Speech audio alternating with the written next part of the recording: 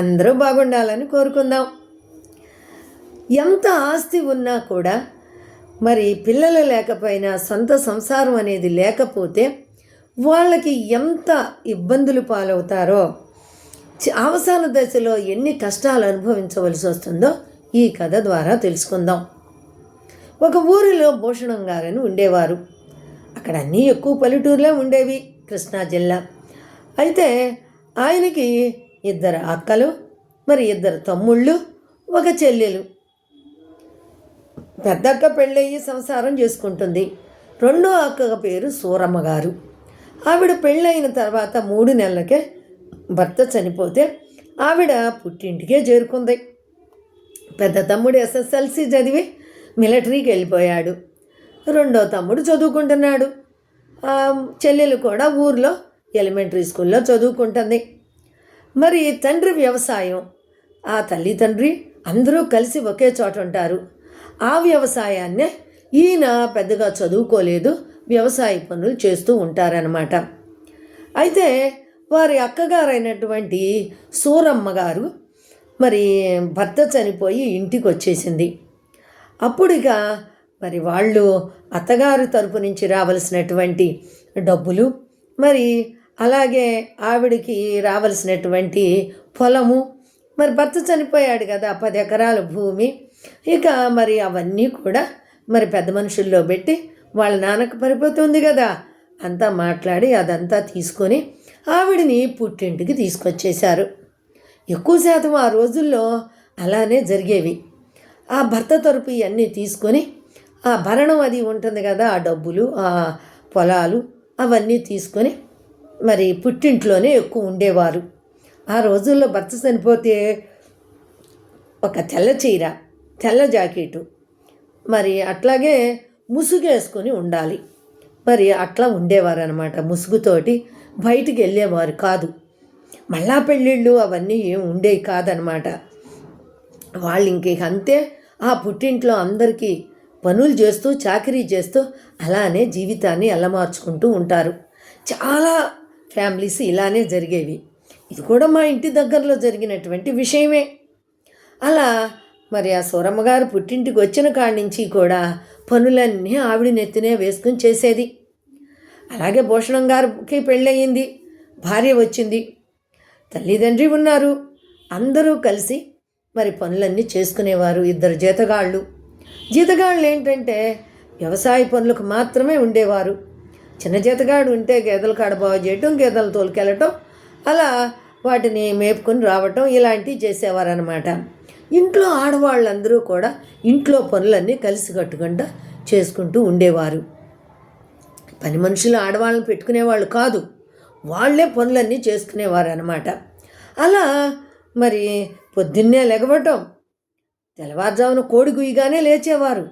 లేచిన కానించి మరి పనులు, ఒకళ్ళు మజ్జిగ చిలుకుతుంటే, ఒకళ్ళు పాలు తీసుకొస్తుంటే, మరి ఇంకా ఒకళ్ళు వంట చేస్తుంటే, మరి పెద్ద ప్లేసులు ఉండేవి.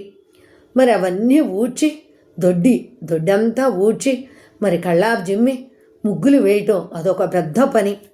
అలాగే బోల్డ్ అంట్లు వచ్చాయి, అంట్లన్నీ కడగాలి. దానికి తోడు వెనకటి రోజుల్లో మరి టిఫిన్లు అవి ఉండేవి కాదు. టిఫిన్లు కాఫీలు అట్లాంటివి ఉండేవి కాదు. పెద్ద పెద్ద కుండలు అన్నాలు వండుకోవటం, పెద్ద పెద్ద చట్టుల్లో కూరలు వండుకోవటం. మరి పాడి బాగా ఉండేది కదా, పాలు, మరి ఆ పాలను పెద్ద పెద్ద మట్టి కొండలు ఎక్కువ వాడేవారు. మట్టి కొండలో కాయటం, మరి దానికి కూడా దాలిగుంటలని ఉండేవి. ఆ దాలిగుంటలోనే పాలు కాస్తే బాగా ఇంత మందాన మేగడ కట్టి బాగా ఇంత వెనపోస చేసుకోవటం ఇలా ఉండేది. అప్పట్లో పాల కేంద్రాలు కూడా ఉండేవి కాదనమాట. అందుకని పాడి ఉంటుంది, పనులు కూడా అట్లాగే ఉండేవి. జనాలు కూడా అలా పాలతోటి పెరుగుతోటి పొద్దున్నే సద్దన్నం తినేసి ఉల్లిపాయ ముక్క నంచుకొని, లేదంటే ఏదన్నా పండ్లు ఉంటే దానికి నంచుకొని తినేసి వెళ్ళిపోయేవారు. మరి అట్లా పొలం పనులకి వెళ్ళేవాళ్ళు పొలం వెళ్ళిపోయేవారు, బడికి వెళ్ళేవాళ్ళు బడికి వెళ్ళేవాళ్ళు, అట్లా జరిగిపోతూ ఉంటుందన్నమాట. అలాగే సూరమ్మ గారు కూడా ఇంట్లో పనులన్నీ అట్లా చకచకా చేస్తూ, ఈ 3 ఆడవాళ్ళు ఉండేవాళ్ళు కదా, పంచుకొని పనులన్నీ చేస్తూ ఉండేవారనమాట. దానికి తోడు మరి పేడ ఉండేది గేదెలకి, ఆవులకి. ఆ పేడంతా ఒక చోట పోగేసి 2 రోజులకి 3 రోజులకి ఆ పేడని పిడకలు చేసి, ఆ పిడకలంటే ఇట్లా ఆ ముద్దలు చేసి గోడకేసి కొడతారు, అవి పిడకలు. ఆ పిడకలు ఎండిన తర్వాత వాటిని ఎండబెట్టి ఎక్కువగా వంటకు ఉపయోగించేవాళ్ళు అనమాట. అలా దాలిగుంటలో కూడా పిడకలు వేసి పాలు కాసేవాళ్ళు. అట్లాగే వెనకటి రోజుల్లో ఏంటంటే మరి నీళ్లు కాయాలంటే ఒక పెద్ద గుంట తీసి దాలిగుంట అంటారు. దానికి చుట్టూరా అంత గడ్డేసి, ఆ గడ్డి చుట్టూరా ఆ పిడకలు ముక్కలు వేసి మరి దాంట్లో 2-3 బిందులు బట్టే ఒక పెద్ద బాణను పెట్టి నీళ్లు పోసి కాసేవాళ్ళు. కాయక్కర్లా అలా వేసేసి అంటిచ్చేస్తే సాయంత్రం దాకా అది అట్లాగే చిన్నంగా కాగుతూ నీళ్లు సాయంత్రం దాకా కూడా వేడిగా ఉండేవి అన్నమాట. పొలాలు వెళ్ళిన వాళ్ళు వచ్చి అలా వేడి నీళ్ళతో స్నానం చేసేవాళ్ళు. కాసే పని లేకుండా అట్లా దాలిగుంటలో నీళ్లు కాసేవారు. అదంతా పని అనమాట. అలాగే ఎడ్లుండేవి కదా, ఎడ్లకి దాన అంటే ఉలవల్ని మరి ఒక చిన్న కుండలో, మట్టి కుండలో కాసేవాళ్ళు అనమాట. వాటిని ఉడకేసేవాళ్ళు.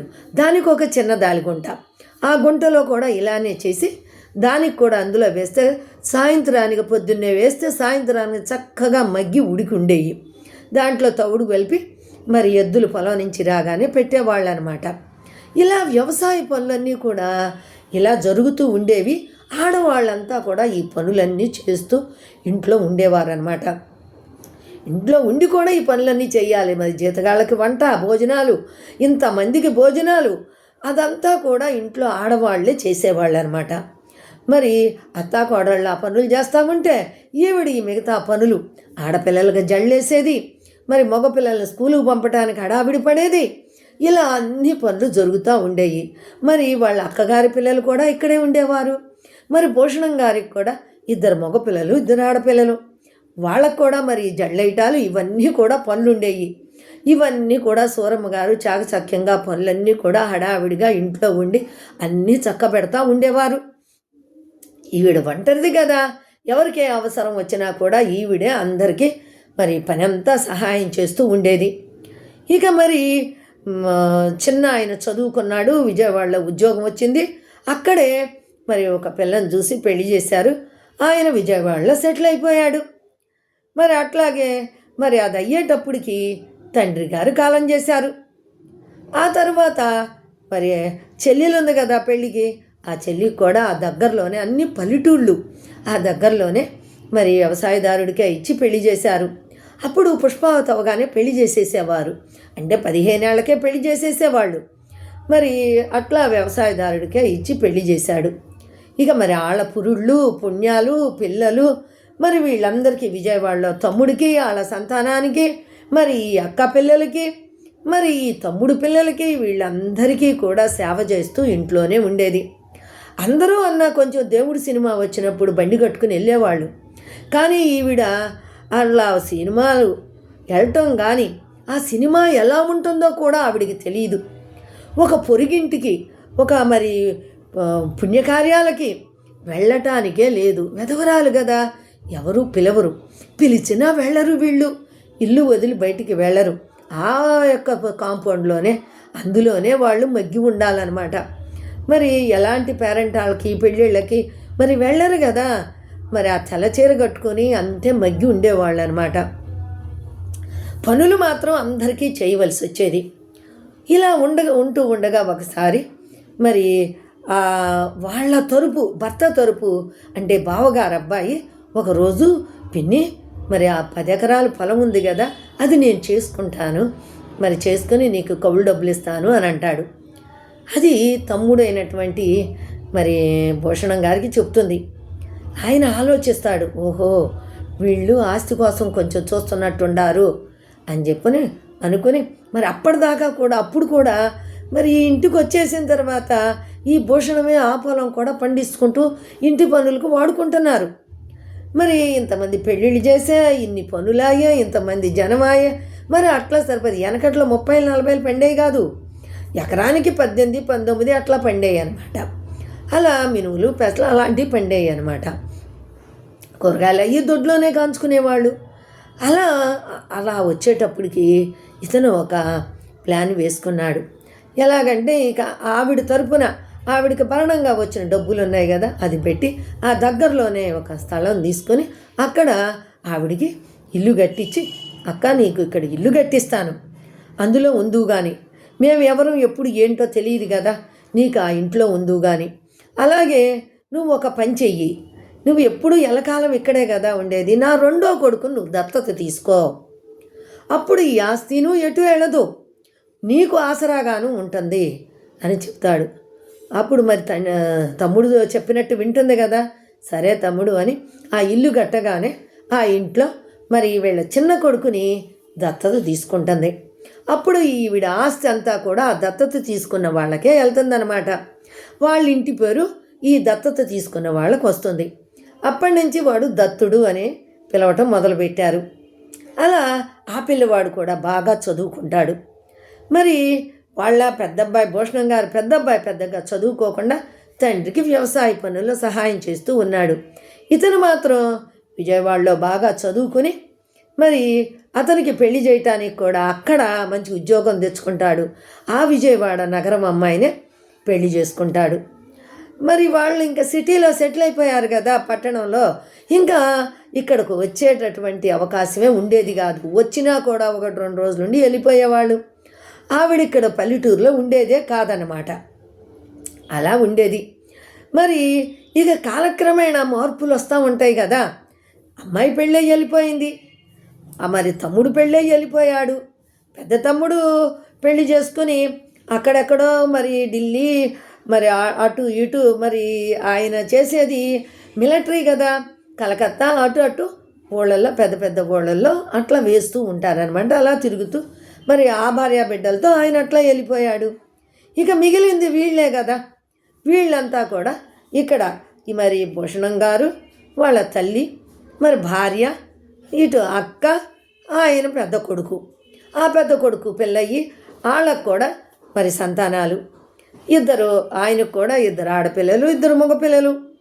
అలా సంసారం ఇలా సాగుతూ ఉండగా మరి వాళ్ళ అమ్మగారు కూడా కాలం చేస్తుంది. ఇక పెద్ద ఆవిడ పోయిన తర్వాత ఇక వీళ్ళు కూడా ఏంటంటే అక్కడ కొత్తగా కట్టిన ఇంట్లోకి వీళ్ళు ముగ్గురు కూడా అక్కడ ఉంటూ, ఇక ఈ పెద్ద కొడుక్కి ఈ అప్పటిదాకా ఉండా ఆ ఇంటిని ఇచ్చేస్తారు. ఆ పిల్లలతో ఆయన ఆ ఇంట్లో ఉంటూ వ్యవసాయ పనులు చూసుకుంటూ ఉండేవాడు. అలాగే ఆ పంటలో పండిన మరి ధాన్యాన్ని ఖర్చులకి వీళ్ళకి ఇస్తూ మరి వాళ్ళు అట్లా పేడంగా ఉండేవాళ్ళు అనమాట. అలా మరి ఇంట్లో పనులన్నీ ఆవిడే చేసేది. వీళ్ళకి ఎవరికి అవసరం వచ్చినా కూడా ఈవిడే చేసేది. అటు అక్క సంతానానికి, వాళ్ళ పిల్లలకి కూడా వాళ్ళకి ఏదొచ్చినా కూడా ఈవిడే. ఏదైనా పెళ్ళిళ్ళు పేరెంటాళ్ళు జరిగిన 1 రోజులు ముందెళ్ళి అన్నీ చేసేది. పురుళ్ళకి పుణ్యాలకి ఈవిడే పనులన్నీ చేసేది. ఇలా నెలల తరబడి అందరికీ పనులు చేయటమే ఈవిడ యొక్క బాధ్యతగా మారిపోయింది. అంత ఆస్తున్నా కూడా ఈవిడ అదంతా లెక్క లేకుండా వీళ్ళకే అర్పితమైపోయింది. అలా చేస్తూ ఉన్న సమయంలో మరి తమ్ముడు కూడా కాలం చేస్తాడు. ఇక తమ్ముడు కాలం చేసిన తర్వాత మరదలు సూటిపోటి మాటలతో కొంచెం గుచ్చేది, మనసు కొంచెం బాధపడేది. ఎందుకంటే ఆవిడికి ఎవరూ లేరు. అప్పటిదాకా అంత పని చేసి వాళ్ళింట్లోనే ఉండేది కదా. అయినా కూడా విశ్వాసం లేకుండా భర్త ఉండగా అణిగిమణిగుండేది. భర్త లేకపోవడంతో కొద్దిగా ఆవిడని ఇబ్బంది పెట్టడం మొదలుపెట్టింది. ఆవిడేం పని చేయకుండా ఇళ్ళమ్మడు తిరుగుతూ అటు కూతురు ఇళ్ళకో ఇటు కొడుకులు ఇళ్ళకో అటు ఇటు తిరుక్కుంటూ అమ్మలక్కలతో మరి చాడీలు చెప్తూ ఇలా కాలక్షేపం చేసేది. వండి వార్చేది కదా ఈవిడ, టయానికి వచ్చి తినిపోయేది అనమాట. ఇలా కొంతకాలం జరుగుతూ ఉండగా మరి ఆవిడ కూడా కాలం చేశారు. ఈవిడ పెద్ద ఆవిడైపోయింది. ఇక అందరూ పెద్దాళ్ళు అయిపోయారు కదా. ఇప్పుడు అవసరం ఆవిడికి. ఇక పెద్దదయ్యి చేసుకోలేని స్థితిలో ఉంది. మరి ఆవిడని మరి దత్తు తీసుకున్నటువంటి కుమారుడు తీసుకెళ్ళడమో లేకపోతే ఆవిడని చూసుకుంటూ ఉండటమో జరగాలి కదా. అది లేదు. ఎందుకంటే వాళ్ళు సిటీలో ఉన్నారు, వాళ్ళ సంసారం వాళ్ళు అదే చూసుకుంటున్నారు. కానీ ఈవిడ్ని తీసుకెళ్ళి అక్కడ పెట్టుకుంటే వాళ్ళకి ఇబ్బంది. ఆవిడ సిటీ పిల్ల కాబట్టి చూడదు. అలా ఆలోచించి అతగాడు ఈవిడిని తీసుకెళ్ళడం. ఈవిడ అట్లాగే ఈడ్చుకుంటూ మరి చేతనైనట్లుగా చేసుకుంటూ అలాగే బండి ఈడ్చుకుంటూ వస్తున్న సమయంలో ఆవిడికి జబ్బు బయటేస్తుంది, క్యాన్సర్ వస్తుంది. ఇప్పుడు ఇక మరి ఆవిడని ఎవరో ఒకరు చూసుకోవాలి కదా, మంచాన పడింది కదా. మంచాన పడిందంటే మరి అవసరం, ఇప్పుడు మనిషి అవసరం ఆవిడకు ఉంది. ఎవరొచ్చి చెయ్యాలి? తినేవాళ్లే, చేయించుకునేవాళ్లే కానీ సమయానికి అవసాన దశలో పనిచేసే వాళ్ళంటూ ఎవ్వరూ లేరు. అప్పుడే అలా ఉందంటే ఇప్పుడు ఇంకా ఎక్కువగా ఉంది, మనకు తెలిసిందే. ఇప్పుడంటే వృద్ధాశ్రమాలు ఉండే అక్కడ వేస్తున్నారు. అప్పుడు అలాంటివి లేవు కదా. కష్టమైన నిష్ఠూరమైన అందులోనే పడి ఉండాలి. మరి వైద్య వసతులు కూడా లేవు. ఏదో ఆచార్య గారు మందు బిళ్ళిస్తే ఏదో గుళికిస్తే తినటము, ఆ జ్వరాలు తగ్గించుకోవటం అలానే ఉండేవారు. కానీ ఈ పెద్ద పెద్ద జబ్బులకి సిటీకి వెళ్దాము, అక్కడ చూంచుకుందాం, ఇవన్నీ ఏమి ఉండేవి కాదనమాట. ఈమెకి ఇంత ఆస్తి ఉండి కూడా, ఇంత ఇదిగా ఉండి కూడా ఆస్తి అంతా వాళ్ళకి వెళ్ళిపోయింది. ఇక ఈవిడిని చూసే దిక్కు లేదు. ఏం చెయ్యాలి అప్పుడు? వీళ్ళెవరూ కూడా చూస్తలా, ఆవిడ దగ్గరికి రాటలా. ఈ మరి వాళ్ళ తమ్ముడు పెద్ద కొడుకు ఉన్నాడు కదా, వాళ్ళ పిల్లలు కూడా బయటికి రావటానికి అమ్మో అంటుకుంటుందేమోనని రాటలా. ఎప్పుడన్నా అతగాడే వచ్చి పలకరించిపోతున్నాడు. తర్వాత ఇక విజయవాడలో ఉన్నటువంటి ఆ దత్తుడు ఆవిడికి ఒక పని మనిషిని పెట్టాడు, ఆవిడ బాగోగులు చూసుకోవటానికి. టయానికి కొద్ది ఇంత ఉడకేసి పెట్టడం, కాస్త ఆవిడికి మరి లేపుకొని బయటికి తీసుకెళ్ళి మరి మలమూత్రాల పని ఉంటుంది కదా, అలా చేస్తూ ఉండటం ఒక మనిషిని పెట్టాడు. ఆ మనుషులైనా ఎంతకాలం ఎట్లా బాగా చేస్తారా? ఎవ్వరూ డబ్బుల కోసమే కానీ చెయ్యరు కదా. అలాగే ఏదో కాస్త ఉడకేసి పెట్టడం సమయానికి ఇట్లా జరిగిపోతూ ఉంది. అలా కొంచెం తీసుకెళ్ళటం చేయటం అట్లా. కానీ ఇక అది కూడా లేని పరిస్థితి వచ్చేసింది, మంచంలోనే అయ్యింది. అయ్యేటప్పటికి ఆ పని మనిషి కూడా సరిగ్గా చెయ్యడం మానేసింది. ఎవరూ చెయ్యలేరు కదా. సొంత వాళ్ళు అయితే అయ్యో మా అమ్మ మాని కొంచెం బాధ్యతతో చేసుకుంటారు, ఇలా అయిపోయిందే అనేసి. అప్పుడు అంతే మరి. తల్లులు కానీ తండ్రులు కానీ మంచాన పడితే మరి పిల్లలే చూసేవాళ్ళు. మరి ఆ మలమూత్రాలు తీయటం కానీ వాళ్ళకి తినిపించటాలు కానీ అలా చేస్తూ ఉండేవారు. మరి ఈవిడికి ఎవరున్నారు? 5 తరాల పిల్లలను సాకింది. వాళ్ళ కన్నవారింట్లో ఉండి అందరి పిల్లల దాకా అందరినీ సాకింది, అందరికీ సేవలు చేసింది. చివరికి ఆవిడికి ఆ దశ వచ్చేటప్పటికి చేసేవాళ్లే లేరు. ఇక ఎందుకు ఈ జీవితం అనుకుంది. నీరు తాగితే యూరిన్కి వెళ్ళాలి, అన్నం తింటే మరి మలానికి వెళ్ళాలి. ఇంకా ఇదేది వద్దనుకుంది. బిగబట్టుకొని 3 రోజులు అంతే నీళ్లు తాగకుండా తిండి తినకుండా అలాగే బిగబట్టుకొని 4వ రోజు ప్రాణం వదిలింది. చూడండి, ఎంత ఉన్నా కూడా వాళ్ళకి ఇవి తనకంటూ సొంత బిడ్డ, సొంత సంసారం లేకపోయేటప్పటికి ఎంత అవస్థ. మరి నరకమే కదండి అదంతాను. ఎంతో నరకం అనుభవించి పోవటం అన్నమాట. ఎంత చేసినా చివరికి వాళ్ళకంటూ చేసేవాళ్ళు లేని స్థితిలో పోవటం జరిగింది. మరి ఆవిడ కథ వింటుంటే మనకి చాలా జాలిగా అనిపిస్తుంది కదా. అందుకనే మనం ఈ కాలాన్ని బట్టి, అప్పటి కాలంలో అలా ఉందంటే ఈ కాలాన్ని బట్టి మనము మన సేఫ్టీ కోసం, మన జాగ్రత్త కోసం ఎంతో కొంత కూడబెట్టుకుని మన దగ్గర ఉంచుకోవాలి. ముందుగానే ఉన్న ఆస్తులన్నీ పిల్లలకి ఇచ్చేసామనుకోండి, రేపొద్దున చూడకపోతే మన పరిస్థితి ఏంటి?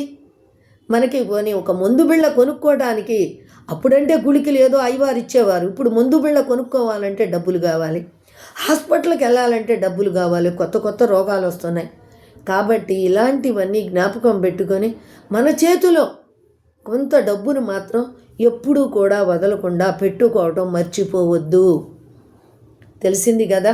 ఇది మీకు నచ్చినట్టయితే ఒక లైక్ చేయండి, అలాగే ఒక చిన్న కామెంట్ ఇవ్వండి, మీకు కుదిరితే షేర్ చేయండి.